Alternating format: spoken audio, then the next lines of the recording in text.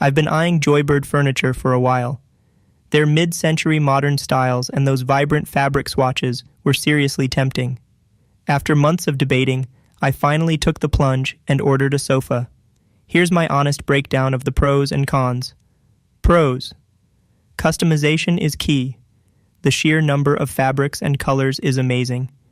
I loved being able to create a sofa that truly felt unique to my space. Samples galore. Getting free fabric samples was a lifesaver. It's one thing to see colors online, but feeling the textures made all the difference. Comfort is decent. My sofa isn't the plushest ever, but it's definitely comfortable enough for movie nights and lounging. Price point. Compared to some high-end furniture brands, Joybird feels more reasonable and achievable. Cons. The long wait. Delivery times were a killer. I expected some wait with custom furniture, but mine took longer than advertised. Inconsistent quality. I've heard mixed reviews from friends.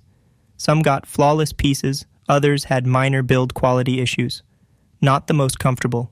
If you're looking for sink-into-it, cloud-like softness, Joybird might not be it.